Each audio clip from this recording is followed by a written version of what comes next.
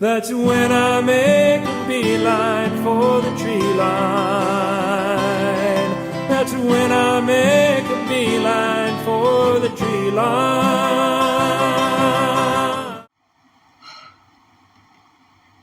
It's been quite a journey, hasn't it? These days have just flown by, talking about more SpongeBob episodes for an entire month. And here we are, at the final normal 11-minute episode review. It's definitely been a pretty interesting journey. This has been a pretty mediocre season, but it's still been fun sharing my thoughts and opinions with all of you guys, and it continues to surprise me how much you guys enjoy the SpongeBob content in particular, out of all the stuff that I do on this channel. And I can only hope that you continue to enjoy the SpongeBob content I continue to put on this channel for a long time to come. I really enjoy making this content for you guys. Your support means the world to me. You guys are the beating heart of this channel, and I cannot thank you enough for all these years and months that you have allowed me to keep doing this, and that you have continuously supported my 4 years of hard work. So thank you guys so much for all your support, and I can only hope that this conclusion satisfies your curiosity. Okay. What's up? What's happening? What's going on, everybody? Welcome back to Anime Station, your fan animation, including the sponge that lives in the pineapple under the sea. Sorry about this intro being a lot longer than usual, but because it's the last normal episode review of the month, I want to make it something big, something special. And that's helped by the fact that this is actually a pretty solid one to go out on, because there's only one bad episode, and even then, it's not that bad, honestly. It's an entry-level bad episode, not like a terrible garbage trash episode. And the rest of the episodes are all really good, so yeah, we're ending the normal, regular episode reviews of the month on a pretty strong note. But, of course, we can't end the entire month on a positive note because we still gotta talk about Truth or Square. But I have, like, a whole big plan for that, where I have a lot planned for that, and I think you're really gonna enjoy what I come up with. So, for today's final, normal, regular 11-minute episode reviews of SpongeBob Season 6, we have the classic Sandcastles in the Sand, we have the bad Shell Shocked, we have the very good Chum Bucket Supreme, and the fantastic Single Cell Anniversary. You guys know how it works by now, so let's not waste any more time and get the best one out of the way first with Sandcastles in the Sand. Yeah, I have no doubt that you guys were waiting for my thoughts on this one.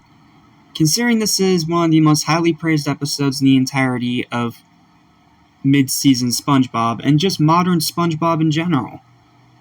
It has been highly praised by the likes of the mysterious Mr. Enter, who originally had this as his #1 favorite SpongeBob episode until Season 11 came around, and Mimic Madness in Season 10.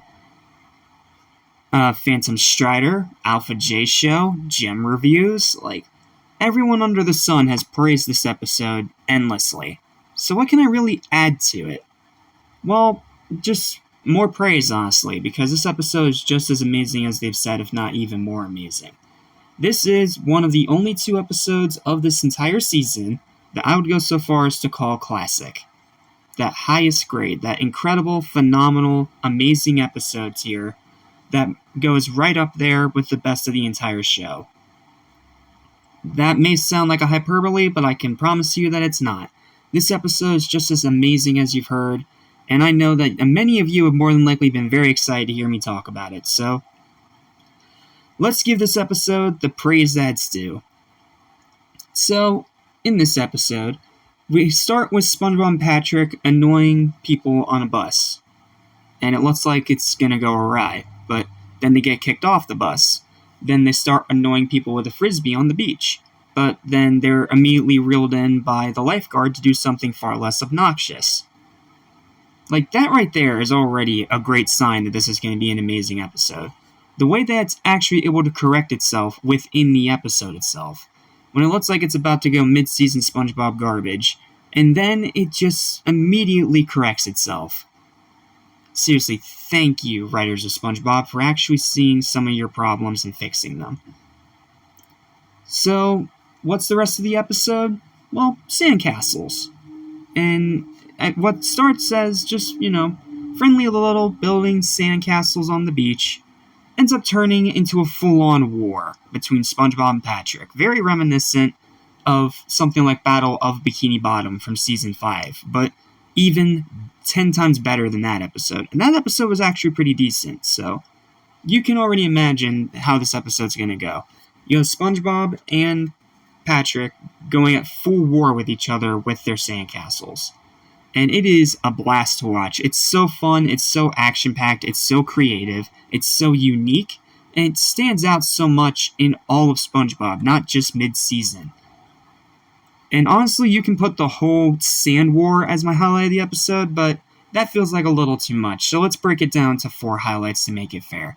So the first highlight I have is when SpongeBob and his army end up going into Patrick's castle after breaking the door down with a battering ram. Really nice little throwback to some, very old school weaponry. Where you have Patrick waiting there with a sand cannon, holding the string.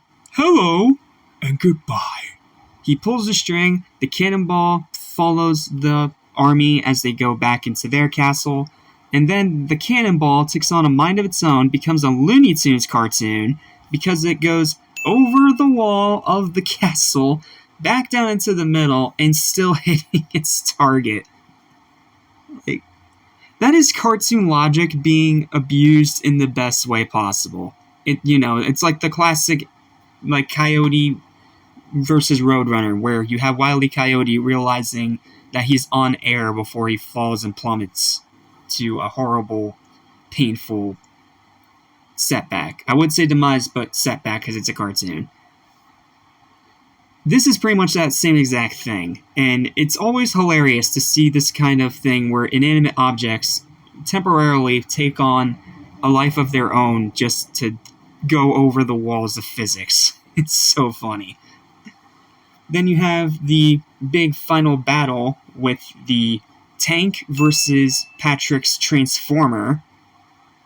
That was really cool and very fun. And then it just keeps on escalating, because then SpongeBob ends up in a plane after his tank gets destroyed.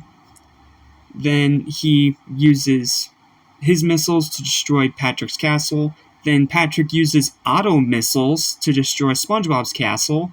And then, with nothing left to lose, SpongeBob kamikazes Patrick. Pretty much ending the war in a draw. So that's already cool. And then finally is the ending, where it turns into another competition of who can clean the fastest. And there's no animosity or anger towards each other in this. This is like a genuine friendly rivalry. And the ending of the episode is really, really nice. So yeah, you have the best writing of the season, you have great characterization, you have an amazing sand war, you have great action, you have fantastic, creative, and unique animation. You have all the things that made classic SpongeBob, but it's in mid-season SpongeBob, which makes it stand out all the more. Now, do I like it more than Not Normal? I don't know. That's a really hard one to say. Not Normal worked because it was a really good commentary about how normal is boring. Normal is overrated. That old whole spiel. But they did it in a way that was both relatable, but also cartoony and funny. Whereas with this, it has not as strong of a story or no commentary whatsoever, but it's just plain fun. This is what made SpongeBob so great, because it was just plain fun, hanging out with the denizens of Bikini Bottom, going on all these wild, crazy adventures. And this episode will remind you why this show is so great to begin with. And it continues to surprise me how this is from Season 6 and not from Season 3 or 4. Because this episode is phenomenal. Sure, the start of it may be a little rocky, especially the part in Patrick's Rock where Patrick rips off the front of his skin for no reason. But if you can get past that, the rest of the episode is just as amazing as you've heard, if not even more amazing. And the way that the Sand War escalates from medieval weaponry like maces and bows and arrows and cannons and tanks to current day war weaponry like planes, tanks, auto missiles, robots, like, it is a natural escalation, and it is a very good escalation. And the whole thing is just a blast to watch. This episode is just as amazing as you've heard, if not even more amazing. And if for whatever reason you still have not seen this episode yet, I cannot recommend it highly enough. It is one of the best episodes, if not the best episode, of the entire dang season. Final verdict for Sandcastles in the Sand is an easy, high, well-deserved 10 out of 10. Check this episode out if you have not yet already for whatever reason. It is truly one of the best of the entire show. Okay, let's turn that smile upside down into a frown, because now we gotta talk about the one and only bad episode in this review. Let's talk about Shell Shocked. It's 11 minutes of nothing. That's what this episode is. It's just 11 minutes of nothing. It barely has a plot, it barely has a story, it barely has any jokes, it barely has any kind of coherency or good writing. It is just a bad episode. But it's not terrible, because it has one great character moment at the end and one legitimately great moment in the episode itself. So, let's talk about it.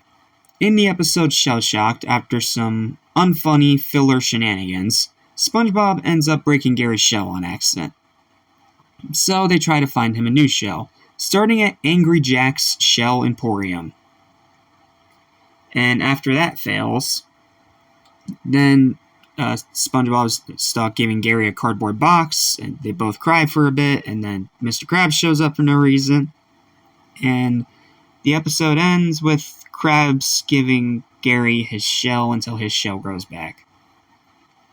Nice character moment for Krabs to show that he's not just a greedy cheapskate, but still, him being in the episode is so dang random. It barely has any coherency to do with the plot.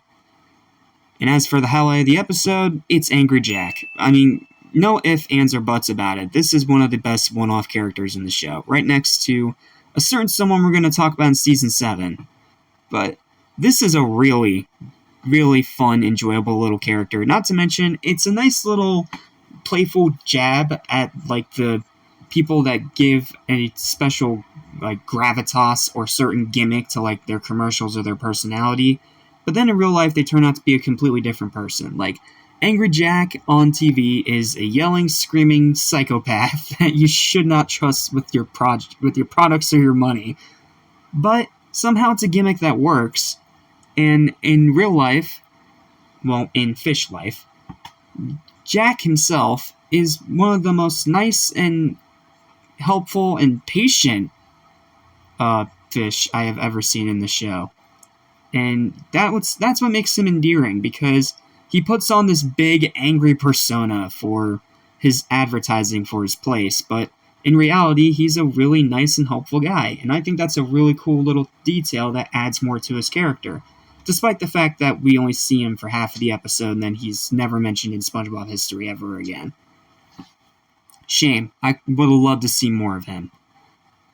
But outside of that, this episode just has nothing. I mean, again, it's cool to see Krabs actually being helpful for once, but he has nothing to do with the plot. Not to mention the plot itself is pretty much non-existent, because you could do something so much more unique and creative with this kind of concept, where you could, like, take Gary and SpongeBob to, like, Outer Lands or, like, Rock Bottom, or going through a bunch of different scapes and places that we've never seen before in the show just to find some kind of shell that will fit and work for him.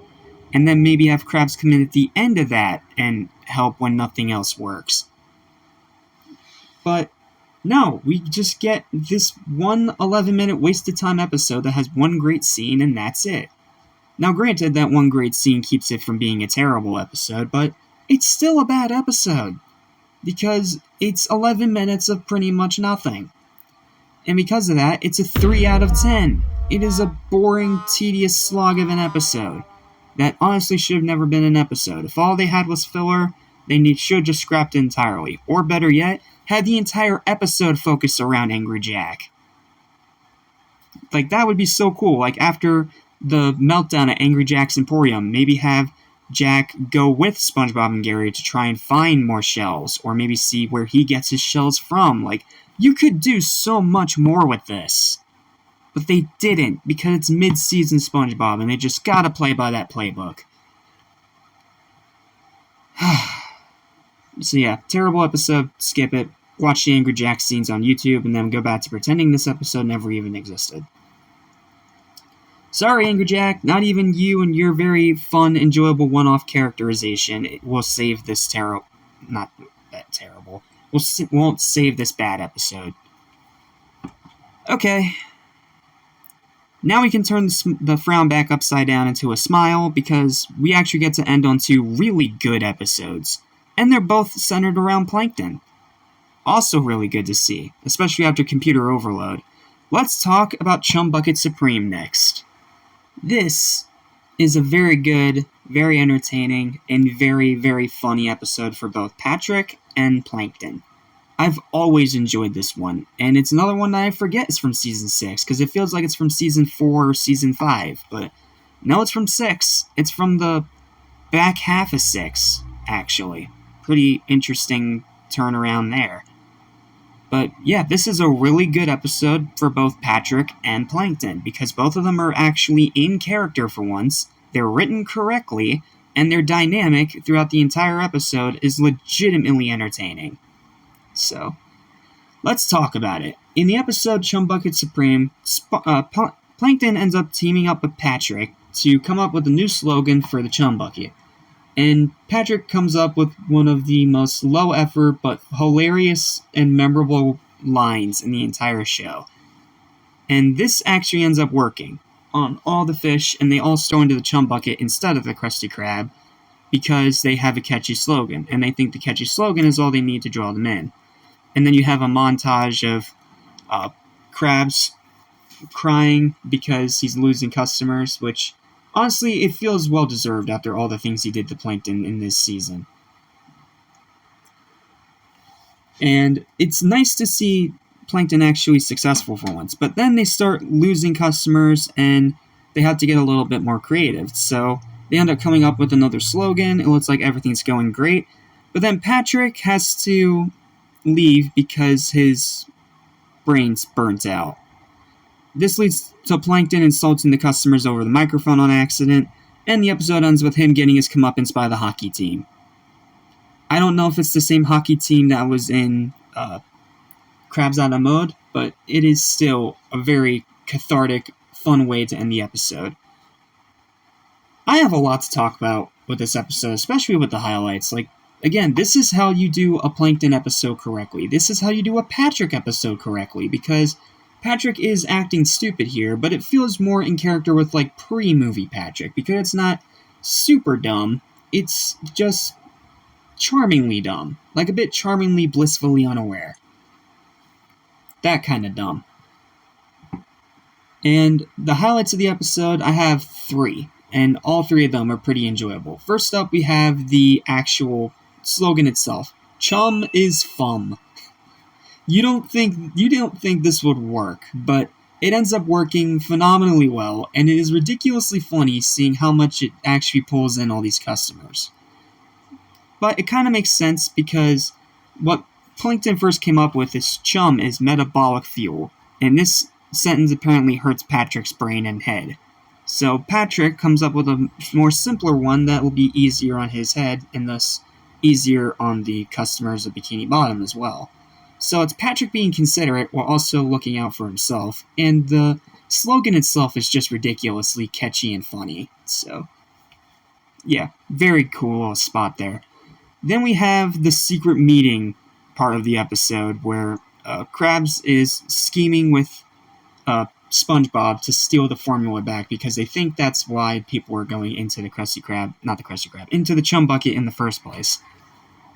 And first, the way that SpongeBob enters in is hilarious. The way that he enters through this very fast, I forget what they call it, but It's like he's on a metal platform getting pushed through all these doors, and he ends up coming out in like a bunch of goo from all the adrenaline.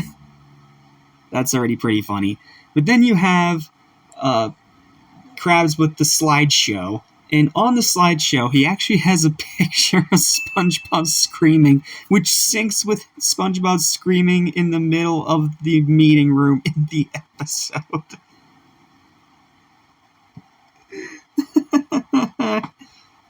It's so simple, but it's so funny. And then my final highlight for the episode is the way that Patrick ends up actually going to the Krusty Krab at the end and comes up with the new slogan, Krabby Patties are fun. Just a great ending to the episode. So yeah, this is a really good Plankton episode. And it's a very good Patrick episode too. And considering that both these guys do not get written correctly in the majority of mid-season SpongeBob, yeah, this is nice to see. Now, why isn't it a great episode? Well, because I think it kind of drags on a bit between the reveal of the first slogan, Chum is Fum, and the change, Fum is Chum. They take a lot of time to actually get to the change, despite the fact that this is an 11-minute episode. But it feels long, and that is a little bit of a problem.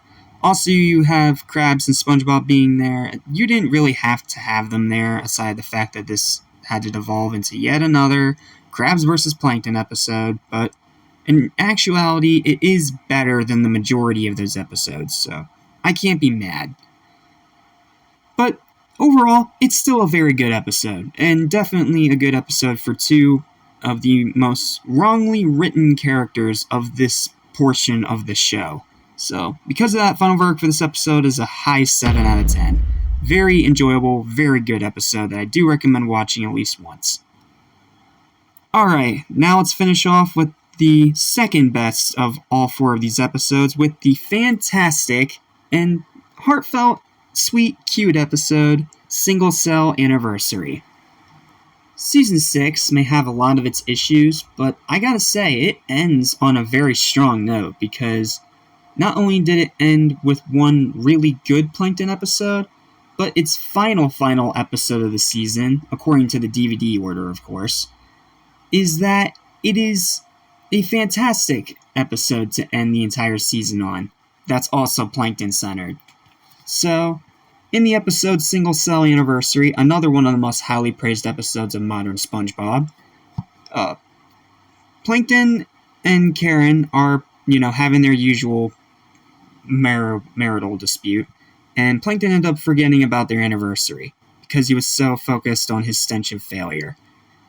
So, Karen actually ends up surprising him with the Krabby Patty formula. Yeah, she actually went into the Krusty Krab, took a Krabby Patty, and actually got a Krabby Patty formula right in front of Squidward without anyone trying to stop or even notice her. Showing how easy it was this entire time and Plankton was just overthinking it. However, to get this formula, he needs to get a gift for Karen, and he has no clue what to get her, so he starts having wallows of despair in the middle of the street, which SpongeBob gives this hilarious freaking interaction with Squidward about it while he's walking. Like, it sounds like despair. That was probably me. No, not bitterness, despair. Like, that's how you do a Squidward joke correctly. Writers of SpongeBob, that's how you do a joke around Squidward correctly. And then SpongeBob finds Plankton. Plankton actually gets SpongeBob to help him, SpongeBob calling it a love emergency. So in character for him. And the rest of the episode is him trying to help Plankton figure out what to get Karen for his anniversary. Obviously unaware that his anniversary gift is the Krabby Patty formula. And seeing how Plankton talks about Karen, it's really sweet and heartfelt, and you can really feel that they do have a genuine relationship. Even though in some of these episodes it's kind of questionable because of bad writing. But at the end of it all, after SpongeBob ends up Plankton ends up telling SpongeBob a lot about all the things he enjoys and likes about Karen, SpongeBob comes up with the idea to serenade her, but Plankton himself says he can't sing. Honestly, I disagree with that. He wasn't bad in the fun song, and even at Last Square Panis, he did get one of the best songs in the episode. So, Doug Lawrence can sing. It just depends on the voice direction. But, okay, whatever. Minor nitpick, I buy it. They're trying to do a serenade, so... That's when Plankton reappears in front of Karen, and we get the Oh My Karen song. It's such a sweet and cute little song, and I think it's, correct me if I'm wrong, one of the only actual, vocal songs of the season. That's surprising, considering how much SpongeBob's actually well known for its music. Or maybe it's because they wanted to give people a break after the ear torture of Last Square Panis, who knows, but... Yeah, it surprises me how little vocal tracks there are in Season 6. You had Beeline for the Tree Line, very beautiful, gorgeous song, and then you had this song, and that's pretty much it. Outside of that, there's not really any vocal tracks in the season, and that is kind of interesting. I don't know how I didn't notice it until now, but yeah, there's only 2 songs in all of Season 6. And they're both great songs, which leads me to wonder, why don't they put these songs in more episodes? Who knows, but yeah, this song, beautiful. A beautiful, cute little serenade that also has some cute little moments of Plankton not knowing what to say. And then the episode ends with the reveal, of course, that Plankton's going to get the Cry Pie formula after making Karen cry. And... everything ends because Karen ends up crying and short-circuiting her own thing before she finishes downloading the data. And SpongeBob's immediate reaction is one of the best dark jokes I've seen in this show. Hooray! Your wife exploded! That line kills me. And then the episode ends with a digital mother-in-law program in Karen nagging Plankton. Perfect. I have little to no gripes with this episode. My only gripe is that the beginning with the stench of failure thing feels a bit too long. That's it. Outside of that, I have no other complaints with the episode. Highlights? Oh man, highlights are so hard to pick out here. There's so many good ones. Please excuse my hiccups. I've been talking for a while. But first one is when Karen goes into the Krusty Krab and steals the Krabby Patty right in front of Squidward, and Squidward doesn't even act like he cares. That is in character for Squidward, and it's actually legitimately funny. Not to mention, it's also funny seeing how simple and easy this could have been if Karen was just asked for help, rather than Plankton continuously failing trying to do this on his own. And then highlight number 2, it's the song. It has to be the song. It's such a cute little serenade, and I love the little, kind of Mexican guitar sort of thing going on. Not to mention the maracas. Doug Lawrence sounds really good on it. You have SpongeBob and Patrick in a mariachi uniform in the background. And like I said, the funny little moments of Plankton forgetting what to say, and SpongeBob actually has to help him, are just cute little funny touches on top of it. Outside of that, dude, this is a fantastic episode. If it weren't for the slow start, this would be another 10, but because the start is kind of slow, it does drag it down just a teensy bit, but still, excellent, fantastic episode. It's just as great as you've heard from a majority of people. And it's another showing of how not all mid-season SpongeBob is bad, because this is a fantastic one that you need to watch. Final verdict for Single Cell Anniversary is an easy high 9 out of 10. Fantastic episode. Fantastic, cute, sweet, hilarious episode. Okay, final thoughts. I would say rankings, but since Shell Shocked is a bad episode, we can't do rankings. So, final thoughts. Well, that's all, folks. That closes yet another chapter of SpongeBob Month. Is what I would say if we didn't have one more after this. But this is the end of the regular 11-minute episode reviews of the month, and what a journey it's been. Through both good, bad, trash, amazement. it's all been varying degrees of quality. And while this season has been the textbook definition of mid, it's still been an interesting little revisit after having not watched these episodes in a good few years. So, yeah. Thank you guys so much for watching all these reviews. It really means a lot to me to have your support, even after 4 years of hard work, and the fact that we are so close to 900 subscribers.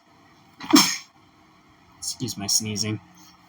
It really is an amazing feat to me, and I can't thank you guys enough for it. You guys really are the true beating heart and soul of this channel, and I can only hope that I get to continue to do what I love, making content for you guys for many years to come. Even if I have to talk about bad things every once in a while, just know that I do it all for you guys. And I still just love doing YouTube. It has always been a huge passion of mine, and it feels great to finally, have a channel with a solid foundation after 4 years of hard work. So, thank you guys so much for watching. Thank you guys for watching all of these SpongeBob Month videos. It has been a blast. And, yeah, we only have one left, Truth or Square. And I have a huge plan for that one. Because since that one technically classifies as a movie, well, we're going to review it as a movie. But full spoilers and everything, of course, because it's still technically an episode. So, yeah, we're going to do Truth or Square like a movie review. That means full live action, full seeing my face on screen and all that whole shebang. But that's not all. This is the little surprise I was telling you guys about, and I want to tell you guys about it now. Tomorrow, you're not only getting my Truth or Square review, but you're also getting a review of the 10th anniversary documentary that was released along with Truth or Square that was called Square Roots: The Story of SpongeBob. It's a truly wonderful documentary, even if it is outdated by actual information by today's standards. But it's still a wonderful documentary, and I'm very excited to talk about it with you guys. And, well, since we already are talking about Truth or Square, I'm also going to be talking about the Truth or Square tie-in book. I'm going to talk about the Truth or Square tie-in DVD. And, to finish it all off, a full review of the Truth or Square Heavy Iron Studios video game on the Xbox 360. Yeah, it's going to be a big day tomorrow, to say the very least. So, I hope you guys are all excited for all those reviews. It's going to be really fun. I'm probably going to do Square Roots and Truth or Square as one video, as well as, obviously, the book and DVD, too. And then we'll finish up the entire month off with a SpongeBob Truth or Square video game review. That'll be the big finale of the month. So, yeah, that's what you had to look forward to. So thank you guys so much for watching. Thank you for 4 years of support. And I will see you guys in the next review. Stay sponge-tastic, my friends, and I'll see you next time. Listen, I'll soon forget. So listen and you won't regret. Be true to yourself, don't miss your chance. And you won't end up like the fool who ripped his pants.